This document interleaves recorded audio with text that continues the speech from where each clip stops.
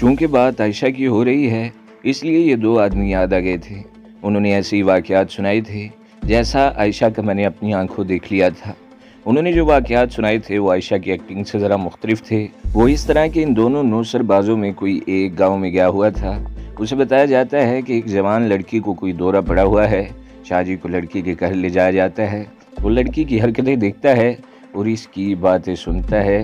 گھر کے تمام افراد کو باہر نکال کر دروازہ بند کر لیتا ہے۔ لڑکی سے پوچھتا ہے کیا چاہتی ہو، سچ سچ بتا دو ورنہ تمہارے باپ کو بتا دوں گا کہ اس لڑکی کو کچھ بھی نہیں ہے، یہ اپنی کوئی بات منوانے کے لیے ڈرامہ کر رہی ہے۔ اگر بتا دو گی تو میں تمہاری خواہش اور مرضی پوری کروا دوں گا، لیکن تمہیں میرے دو مطالبات پورے کرنے پڑیں گے۔ لڑکی بتا دیتی ہے کہ جس لڑکی کے ساتھ اس کی شادی طے کی گئی ہے اسے وہ پسند نہیں کرتی اور وہ فلاں کے ساتھ شادی کرنا چاہتی ہے۔ شاہ جی بند کمرے میں لڑکی سے اپنے مطالبات پورے کروا کے اسے کچھ اور ایکٹنگ سکھاتا ہے اور ایک دو دنوں میں لڑکی کے والدین جن کا مطالبہ پورا کر دیتے ہیں۔ چھوٹی عمر والا نوسر باز ایک بار ایک گاؤں سے ایسی ایک لڑکی کے کانوں سے جھمکے اتروا کر لے آیا تھا۔ یہ لڑکی نے اسے بقائے ہوش و حواس خود دیے تھے۔ نوسر باز نے گھر والوں سے منوا لیا تھا کہ جن اتنے غصے میں نکلا ہے کہ لڑکی کے جھمکے اتار کر لے گیا ہے۔ حادثہ یہ ہے کہ دیہاتی ہی نہیں شہروں کے پڑھے لکھے لوگ بھی اس خرافات کو مانتے، دھوکہ کھاتے اور عاملوں کے ہاتھوں لوٹے جاتے ہیں۔ میں فلاسفر نہیں، عالم دین نہیں اور میں سوشیالوجسٹ بھی نہیں۔ میں نے واز نہیں کرنی، نہ ہی لیکچر دینا ہے، نہ پند و نصیحت کرنی ہے۔ میں واقعات سنا رہا ہوں، کچھ کردار دکھا رہا ہوں۔ آپ اپنی رائے میں آزاد ہیں، جو نتیجہ اخذ کرنا چاہتے ہیں کر لیں۔ میں یہ کہوں گا کہ ہمارے معاشرے میں عامل، شاجی پیر، جوتشی اور نجومی وغیرہ بہت ہی خطرناک مجرم ہیں۔ عائشہ ایک پورے سرار تصور بن کر میرے ذہن میں رہ گئی اور میری زندگی سے اس کا وجود ہمیشہ کے لیے نکل گیا۔ میری زندگی میں ایک اور لڑکی عائشہ سے پہلے داخل ہو چکی تھی۔ اس کے ساتھ میرے تعلقات عائشہ والے نہیں تھے۔ وہ ایک بڑے ذمہ دار کی بیٹی تھی۔ اپنے علاقے میں اس کی خاصی زمین تھی۔ 5-6 ایکڑ میں اس کا سبزیوں کا باغ تھا، جس میں ناشپاتی، خوبانی اور آلوچے کے بھی درخت تھے۔ سبزیوں کو پانی دینے کے لیے راٹ تھا۔ اس ذمہ دار کی نہری علاقے میں بھی انگریزوں کی دی ہوئی 2-3 مربع اراضی تھی۔ اسے میں راجہ کہوں گا اور اس کی بیٹی کا جو کچھ بھی نام تھا وہ مجھ تک ہی رہنے دیں۔ کہانی میں اس کا نام واجدہ لکھوں گا۔ راجے کے خاندان کی روایت یہ تھی کہ روپیہ، پیسہ اور اناج گھر میں جتنا بھی آئے کم ہے، تعلیم کا ایک لفظ بھی گھر میں داخل نہ ہونے پائے۔ یہ لوگ جتنے ان پڑھ تھے، پگڑیوں کے شملے اتنے ہی اونچے رکھتے تھے۔ یہ اپنے آپ کو اونچی ذات کی وجہ سے چھوٹی ذاتوں کو نیچ سمجھتے تھے۔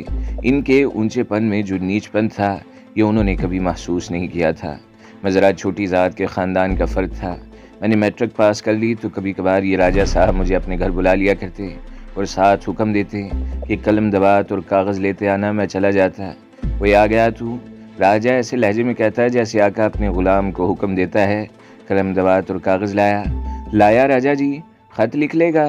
لکھ لوں گا، دیکھتا ہوں تو کس طرح لکھتا ہے۔ راجہ طنزیہ لہجے میں کہتا تو اتنا لائق کہاں سے آ گیا؟ لکھ۔ جناب راجہ صاحب خود چٹے ان پڑھ، اردو بھی نہیں بول سکتے، مجھ سے خط لکھوا رہے تھے اور تھوڑے وقفے سے کہہ رہے تھے تو یار بڑا نالائق ہے۔ اور کبھی کہتے معلوم ہوتا ہے تو نے چھولے دے کر 10 جماعتیں پاس کی ہیں۔ مجھ میں اتنی جرت نہیں کہ میں اسے کہتا راجہ جی آپ تو کورے ان پڑھ ہیں۔ دراصل راجے کا مسئلہ یہ تھا کہ وہ یہ تاثر نہیں دینا چاہتا تھا کہ وہ ان پڑھ ہے یا یہ کہ وہ ان پڑھ ہی ہے، لیکن مجھ سے مروب نہیں کہ میں میٹرک پاس ہوں۔ پھر اس راجے کے گھر میں انقلاب آ گیا۔ اس کا بڑا بیٹا 13-14 سال کا ہو گیا۔ وہ دوسری جماعت سے بھاگ گیا اور اس نے پڑھنے سے ایسی توبہ کی کہ پھر کبھی اسکول نہ گیا۔ اس کا چھوٹا بیٹا 8 سال کا ہو گیا۔ اسے اس نے اسکول میں داخل کرایا ہی نہیں تھا۔ سنا تھا راجے نے 2-3 بار کہا تھا تعلیم حاصل کریں چھوٹی ذاتوں والے جنہوں نے نوکریاں کرنی ہیں، ہماری اولاد ان پڑھ رہی تو بھی حکم ہی چلائے گی۔ راجے کے گھر میں نہ جانے کیسے یہ انقلاب آ گیا کہ اس نے چھوٹے بیٹے کو اسکول داخل کرا دیا۔ اس وقت اس کی بڑی بیٹی کی عمر 17-18 سال تھی۔ باپ نے بیٹوں کو نہیں پڑھایا تھا، بیٹی کو پڑھانے کی تو سوچ بھی نہیں سکتا تھا، لیکن ایک روز راجے نے مجھے گھر بلا کر حیران کر دیا۔ آج سے میں تمہیں ایک ڈیوٹی دے رہا ہوں۔ راجے نے کہا واجدہ کو پڑھانا ہے، یہ اسکول میں تو داخل نہیں ہو سکتی، اسے تم گھر پڑھا دیا کرو، تمہیں جو وقت ٹھیک لگے اس وقت آ جایا کرو اور 2-3 گھنٹے لڑکی کو پڑھا دیا کرو۔ قاعدہ، تختی اور قلم دوات کا بندوبست میں کروں گا۔ راجے نے یہ نہ کہا کہ وہ مجھے اس کام کی اجرت دے گا یا نہیں، اس کا انداز بڑے لوگوں والا تھا اور وہ مجھے حکم دے رہا تھا۔ मैंने घर आकर अपने वालिदैन को बताया तो वालिद साहिब ने इजाज़त दे दी। उन्होंने कहा कि ये बड़े लोग हैं और ये बददिमाग भी हैं, हमने इनके साथ रहना है, तुम वैसे भी फारिग हो, वहाँ चले जाया करो। मुसलमानों की पसमानदगी और बदनसीबी का ये हाल था कि उस दौर में बेटों को भी तालीम से दूर रखते थे। उनके मुकाबले में हिंदू और सिख अपनी बेटियों को भी स्कूलों में पढ़ाते थे। मैं हैरान था कि राजा अपनी बेटी को क्यों पढ़ाना चाहता है। मैं राजे से ये वजह मालूम नहीं कर सकता था। मैंने अगले रोज़ वाजिदा को पढ़ाना शुरू कर दिया। इन लोगों की बहुत बड़ी हवेली थी। इसमें छोटा सा एक कमरा था जिसमें एक पलंग और 2 कुर्सियाँ थीं। वाजिदा के बाप ने हम दोनों को इस कमरे में बिठा दिया। देख बच्चे, राजे ने कहा, तुमने इसे इस काबिल बना देना है कि यह ख़त पत्र लिख लिया करे। हाँ राजा जी, मैंने कहा, मैं इसे इस काबिल बना दूंगा। राजा जी हमें तन्हा छोड़कर चले गए। वाजिदा मेरे लिए अजनबी नहीं थी, ना मैं उसके लिए अजनबी था। उसका घर हमारे घर से दूर नहीं था। उनकी गली तंग थी, हमारी गली बहुत कुशादा थी, इसलिए ज़्यादातर बच्चे हमारी गली में आकर खेला करते थे। उनमें वाजिदा भी होती थी। वो 13-14 साल उम्र तक हमारी गली में खेलती रही थी। उनके यहाँ लड़कियों को पर्दे में बिठाने का रवाज नहीं था। ज़रा और बड़ी होकर वाजिदा ने गली में खेलना छोड़ दिया था, फिर भी वो दूसरे तीसरे दिन नजर आ जाती और हम हंसते मुस्कुराते एक दूसरे से खैर खैरियत दरियाफ्त करते थे। अब वाजिदा की उम्र 17 साल से कुछ ऊपर हो गई थी। वो तो बचपन ही से खूबसूरत थी, लेकिन 17 साल की उम्र में उसके हुस्न में जो निखार आया वो देखने और महसूस करने वाला था। कम अज़ कम मैं उसे अल्फाज में बयान नहीं कर सकता। उसके कद काठ में अपनी सी एक कशिश थी। रंग गोरा, चेहरे के नक्श दिल फरेब और गर्दन लंबूतरी थी। वो घरेलू लड़कियों की तरह शर्मीली और घुटी घुटी नहीं थी। वो चूँकि ऊंची ज़ात की लड़की थी, उसमें अपने माँ बाप की तरह तकब्बुर और गुरूर था। उसमें बात करने की जुर्रत थी और पूरे एतमाद से बात करती थी। अगर मैं कहूँ कि वो शहज़ादी थी तो इसमें मुबालगा राय नहीं होगी। मुझे यही एक ख़तरा नज़र आ रहा था कि वो मुझ पर हुक्म चलाएगी और मुझे छोटी ज़ात का लड़का समझकर मुझे अपना नौकर समझेगी। मैंने उसे पढ़ाना शुरू कर दिया। मेरा यह ख़तरा उसने पहले दिन ही रफ़ा कर दिया कि वो मुझे अपना नौकर समझेगी। उसने मेरे साथ बचपन वाली बेतकल्फ़ी शुरू कर दी। तुम्हें पढ़ने का ख्याल कैसे आ गया, मैंने पूछा। मैंने होश संभालते ही कहना शुरू कर दिया था कि मैं पढ़ूंगी। उसने जवाब दिया, अब्बा मानते ही नहीं थे, मुझे पढ़ने का बहुत शौक़ है। अब्बा ने अब मुझे पढ़ने की इजाज़त इसलिए दी है कि मुझे जिस घर में दे रहे हैं, इस घर में थोड़ी बहुत तालीम है और जिसके साथ मुझे बांधा जाएगा वो फ़ौज में नाटक है। इसने 9 जमातें पढ़ी हैं। सुना है फ़ौज में उसने इतने इम्तिहान पास कर लिए हैं कि उसे बड़ी जल्दी अगला ओहदा मिल जाएगा। अब्बा को अब ख्याल आया कि मुझे कुछ पढ़ लिख लेना चाहिए, नहीं तो हमें ससुराल से ताना मिलेगा। इस शहर में रहते हैं, अल्लाह ने दिया भी है और बच्चों को अलिफ से बे भी नहीं पढ़नी आती। तुम इतनी जल्दी तो ख़त पत्र लिखने के काबिल नहीं हो सकोगी, मैंने कहा। मेरी शादी इतनी जल्दी तो नहीं हो रही, वाजिदा ने कहा। मैं जब तक पढ़ने लिखने के काबिल नहीं हो जाऊंगी शादी नहीं करूंगी। मैंने उसकी शादी के मुतल्लिक उससे ज़्यादा बात नहीं की। मैं उसके साथ ज़्यादा फ्री नहीं होना चाहता था, लेकिन चंद ही दिनों में वो मेरे साथ बहुत ही फ्री हो गई और ऐसी फ़िज़ा पैदा कर दी कि मैं उसके साथ बेतकल्लुफ़ हो गया। ज़हन में ये रखें कि ये बेतकल्फ़ी आयशा वाली नहीं थी। वाजिदा की बेतकल्फ़ी में वक़ार और खुद एतमादी थी। तुम इतने बुद्धू और भले मानस तो नहीं हो। एक रोज़ उसने मुझसे कहा, लेकिन मैं तुम्हारे साथ ज़रा खुल के बात करती हूँ तो तुम कछुए की तरह सुकड़ जाते हो। या तुम मुझे इस काबिल नहीं समझते कि मैं तुम्हारे साथ अपने दिल की और अपने दुख सुख की बात कर सकूं? हाँ वाजिदा, मैंने कहा, तुम ठीक कहती हो, मैं सुकड़ जाता हूँ। वजह यह है कि मैं अपने आप को अपनी जगह और अपनी असली ठिकाने पर रखना चाहता हूँ। तुम्हारे ख़ानदान के मुकाबले में हम छोटे लोग हैं। तुम्हारे अब्बा मुझे अपना नौकर समझते हैं। तुम ये क्यों नहीं देखते कि मैं तुम्हें क्या समझती हूँ? उसने कहा, तुम्हारा ताल्लुक़ मेरे साथ है। और उसने रुक रुक कर कहा, तुम मुझे बिल्कुल ही अपने लगते हो। मैं महसूस करती हूँ कि मुझे अपने दिल की हर बात तुम्हारे साथ करनी चाहिए। उसने ये बात ऐसे जज्बाती अंदाज में की थी कि मैं पिघल कर उसके सांचे में ढल गया। लड़की बहुत ही खूबसूरत थी और मैं इस हकीकत को छुपा नहीं सकता कि मुझ पर उसकी खूबसूरती का सहर तारी था। लेकिन मेरी नीयत में ज़रा सा भी फितूर नहीं था।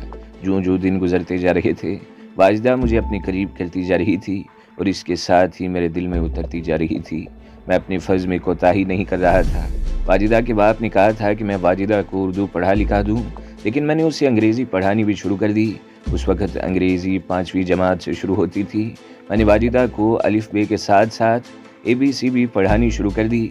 वाजिदा को पढ़ने का बड़ा शौक़ था और उसका दिमाग भी अच्छा था। वो बड़ी तेज़ी से लिखना पढ़ना सीख रही थी। फिर ऐसे हुआ कि हम दोनों ऐसी मोहब्बत की ज़ंजीर में जकड़े गए جس کا جسموں کے ساتھ کوئی تعلق نہیں تھا۔ میں پہلے اسے 1.5 کبھی 2 گھنٹے پڑھاتا تھا، اب 3 گھنٹے پڑھانے لگا۔ ہم ایک دوسرے میں تحلیل ہو کر رہ گئے۔ دنیا کی ہوش نہ رہی، لیکن میں نے واجدہ کی پڑھائی میں کوتاہی نہ کی۔ ہمیں چھپ چھپ کر کہیں اور ملنے کی ضرورت ہی نہیں تھی۔ ہم ہر روز 3 گھنٹوں کے لیے کمرے میں تنہا بیٹھ سکتے تھے۔ ہمیں روکنے اور ٹوکنے والا کوئی نہیں تھا۔ ہم کہیں اور ملنے کی ضرورت تب محسوس کرتے کہ ہماری نیتیں خراب ہوتیں۔ واجدہ، ایک روز میں نے کہا، ہم دونوں بہت بڑی غلطی کر رہے ہیں۔ تھوڑی عرصے میں تمہاری شادی ہو جائے گی، تم اپنے خاوند میں گم ہو جاؤ گی اور میں کوڑنے اور سڑنے کے لیے رہ جاؤں گا۔ میری شادی اتنی جلدی نہیں ہوگی، واجدہ نے کہا، اور میری شادی اس شخص کے ساتھ نہیں ہوگی جس کے لیے مجھے تیار کیا جا رہا ہے۔ ان لوگوں کو خوش کرنے کے لیے مجھے پڑھایا جا رہا ہے۔ کیا تمہاری کوئی سنے گا؟ میں نے پوچھا۔ کوئی تمہاری مرضی پوچھے گا، کوئی نہ سنے؟ اس نے کہا، کوئی نہ پوچھے۔ میں ایک بار ضد پر آ گئی تو تم بھی دیکھ لینا۔ کیا تمہاری اپنی کوئی پسند، کوئی مرضی ہے؟ میں نے پوچھا۔ میں حیران ہوں کہ یہ سوال تم پوچھ رہے ہو، اس نے کہا۔ کیا میں تمہیں چھوڑ کر کسی اور کی ہو سکتی ہوں؟ مجھ پر تو جیسے سکتہ طاری ہو گیا ہو۔ یہ ایک اٹل حقیقت تھی کہ وہ مجھے دیوانہ وار چاہتی تھی اور میں اس کی محبت میں پاگل ہوا جا رہا تھا۔ لیکن یہ تو میں سوچ بھی نہیں سکتا تھا کہ میں واجدہ کے ساتھ شادی کروں گا۔ ذاتوں کی اونچ نیچ ایک ایسی وسیع اور گہری خلیج تھی جسے عبور کرنا کسی صورت میں ممکن نہیں تھا۔ تمہیں چپ کیوں لگ گئی ہے؟ واجدہ نے پوچھا۔ نہیں، میں نے اکھڑی ہوئی آواز میں کہا، میں چپ نہیں ہوں، تمہاری باتیں سننا ہوں۔ وہ بھانپ گئی کہ میں گھبرا اور بوکھلا گیا ہوں۔ تم کچھ اور ہی سوچ رہے ہو، اس نے کہا۔ کس سوچ میں گم ہو گئے ہو؟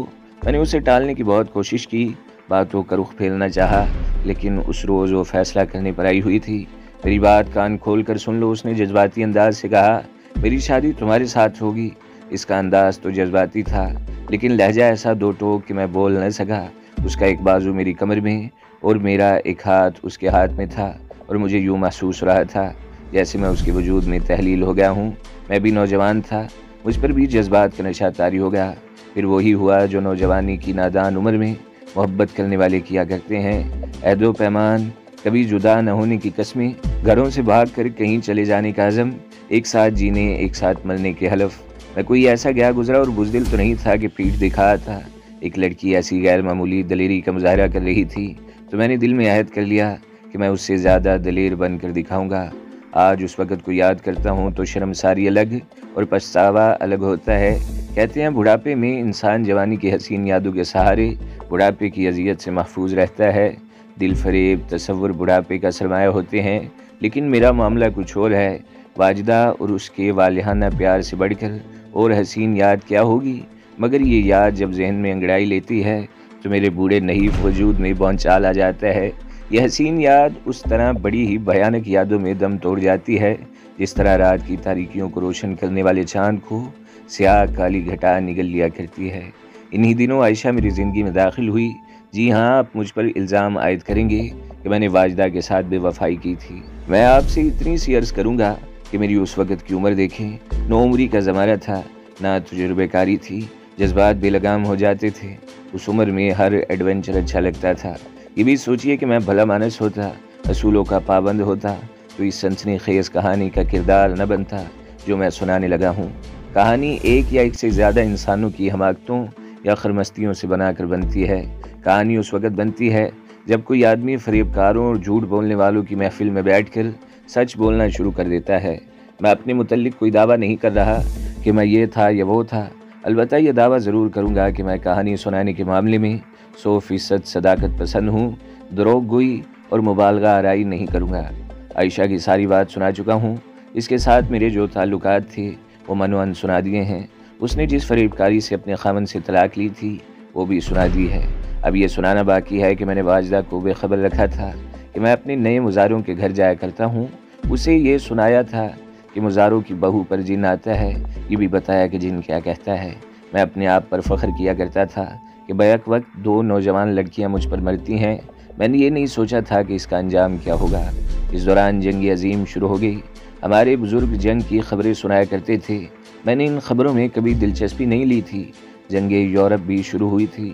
یورپ کے ساتھ کم از کم میرا کوئی تعلق نہیں تھا۔ میں واجدہ کو اردو اور انگریزی پڑھاتا رہا اور جرمنی نے فرانس پر قبضہ کر لیا۔ ایک روز پتہ چلا کہ واجدہ قرآن مجید پڑھنا بھی نہیں جانتی۔ میں نے اسے پہلا پارہ پڑھانا شروع کر دیا۔ ایک روز میں نے واجدہ کو پڑھانے کے لیے قرآن مجید سامنے رکھا۔ تو واجدہ نے میرا دایاں ہاتھ پکڑ کر قرآن مجید پر رکھ دیا اور میرے ہاتھ پر اپنا ہاتھ رکھ دیا۔ قسم کھاؤ کہ تم میرے ساتھ شادی کرو گے۔ اس نے کہا میں گھر سے بھاگوں گی تو تم میرا ساتھ دو گے اور مجھے دھوکہ نہیں دو گے۔ ہوش کی بات کرو واجدہ، میں نے اپنا ہاتھ کھینچتے ہوئے کہا، نہ مجھے گنہگار کرو نہ خود گنہگار بنو۔ کیا تم قرآن مجید کی قسم کو کھیل تماشا سمجھتی ہو؟ میں نے تمہارے ساتھ وعدہ کیا ہے کہ میں تمہیں دھوکہ نہیں دوں گا اور پیٹھ نہیں دکھاؤں گا۔ میں بھی قسم کھاؤں گی۔ ہم دونوں مجبور ہیں واجدہ، میں نے کہا۔ ہو سکتا ہے ہم قسم پوری نہ کر سکیں، انسان فرشتہ نہیں نہ جن ہے کہ ناممکن کو ممکن کر دکھائے۔ میں یہ قسم کھا سکتا ہوں اور کھاتا ہوں کہ شادی سے پہلے تمہارے ساتھ پاکیزہ تعلقات رکھوں گا، پاک محبت کروں گا۔ تم بزدل ہو، اس نے کہا اور قرآن مجید پر ہاتھ رکھ کر بولی، جس شخص کے ساتھ میری شادی کی جا رہی ہے میں اسے قبول نہیں کروں گی۔ اگر مجھے زبردستی اس کی بیوی بنا دیا گیا تو میں اسے دل سے خامن نہیں مانوں گی۔ میں تمہاری سوا کسی اور کو خامن تسلیم نہیں کروں گی۔ میں اندر باہر سے کام گیا، مجھ پر ایسی گھبراہٹ طاری ہو گئی جیسے کسی بڑی ہی خوفناک چیز نے میرے دل کو اپنے پنجے میں جکڑ لیا ہو۔ واجدہ کی برادری کا ایک یا ڈیڑھ عمر آدمی تھا جو اپنی ذات اور برادری کے دوسرے آدمیوں کی طرح شملہ اونچا اور گردن اکڑا کر رکھتا اور دوسری ذاتوں کے لوگوں کے ساتھ اس طرح تکبر اور غرور سے ملا کرتا تھا جیسے وہ اس کے غلام ہوں۔ اسے جوڑوں میں درد شروع ہوا تو علاج کے باوجود بڑھتا گیا اور 3 مہینوں بعد اس کا یہ حال ہو گیا کہ اس کے ہاتھ مڑ گئے، انگلیاں ہتھیلیوں کی طرح مڑ گئیں، ٹانگیں آدھی دوہری ہو گئیں۔ یہ گھٹنوں کی وجہ سے ہوئی تھیں۔ مجھے آج تک یاد ہے کہ میں نے اسے اس پوزیشن میں سرکتے دیکھا جس طرح آدمی اکڑو بیٹھتا ہے۔ اس کا رنگ سیاہ اور عجیب طرح سے پھیکا ہو گیا تھا۔ اس نے یہ کہنا شروع کر دیا تھا، کبھی قرآن مجید کی قسم نہ کھانا، یا اللہ مجھے بخش دے، میں نے قسم توڑ دی تھی۔ یہ تو مشہور ہو گیا کہ اس نے قرآن مجید کی قسم کھا کر توڑی، لیکن یہ پتہ نہ چل سکا کہ اس نے کیا قسم کھائی تھی۔ اس کی رونق ختم ہو گئی اور ہم نے اسے گلی میں غلیظ کیڑے کی طرح رینگتے دیکھا۔ 1 سال بعد وہ مر گیا۔ اب واجدہ نے قرآن مجید پر ہاتھ رکھ کر قسم کھا لی تو میرا دل بیٹھنے لگا اور میں محسوس کرنے لگا جیسے مجھ پر غشی طاری ہو جائے گی۔ یہاں میں ایک بات کہوں گا، یہ تو ایک واقعہ ہے جس کا میں شاہد ہوں۔ ایک شخص نے قرآن مجید کی قسم کھا کر توڑی اور وہ کسی اذیت میں مبتلا ہو کر کیسی بری موت مرا۔ ایسے 3-4 اور واقعات بھی سنے تھے۔ یہ ایک عقیدہ تھا کہ جس نے قرآن مجید کی قسم کھا کر توڑی وہ لوگوں کے سامنے بڑے ہی بھیانک اور عبرتناک انجام کو پہنچا۔ آج میں یہ سوچتا ہوں کہ پاکستان کی سیاست میں، حکومت اور معاشرے میں جھوٹ ہی جھوٹ ہے۔ کیا لیڈر اور کیا عوام اللہ اور رسول صلی اللہ علیہ وآلہ وسلم اور قرآن مجید کی قسمیں بے دھڑک کھاتے اور اپنا الو سیدھا کرتے ہیں، لیکن ان پر عذاب نازل نہیں ہوتا۔ عذاب اگر نازل ہوتا ہے تو ان پر ہوتا ہے جو ابھی تک سچ اور دیانتداری کو سینے سے لگائے ہوئے ہیں۔ دانشور کہتے ہیں کہ قوم پر عذاب گرنا شروع ہو گیا ہے۔ یہ عذاب کیا کم ہے کہ قوم پر وہ حکمران مسلط ہوتے چلے آ رہے ہیں جو خود تو عیش و عشرت کرتے اور قوم کو فاقہ کش بناتے چلے جا رہے ہیں۔ کیا یہ عذاب نہیں تھا کہ مشرقی پاکستان میں بھائی نے بھائی کا خون بہایا اور ملک آدھا رہ گیا؟ اور کیا یہ عذاب نہیں کہ ملک کی آدھی آبادی دوسری آدھی آبادی کو ڈاکہ زنی، رہزنی اور رشوت خوری کے ذریعے لوٹ رہی ہے؟ لوگ اس طرح قتل ہو رہے ہیں جیسے مکھیاں ماری جاتی ہیں۔ کسی عورت کو پکڑ لیا اور اس کے ساتھ اجتماعی زیادتی کر ڈالی۔ تو دوستو، اگلی قسط سننے کے لیے ہمارے چینل کو ضرور سبسکرائب کریں، ویڈیو کو لائک کریں اور بیل کے آئیکن پر بھی کلک کر دیں تاکہ ہر جو آنے والی ویڈیوز ہیں وہ آپ کو سب سے پہلے ملتی رہیں۔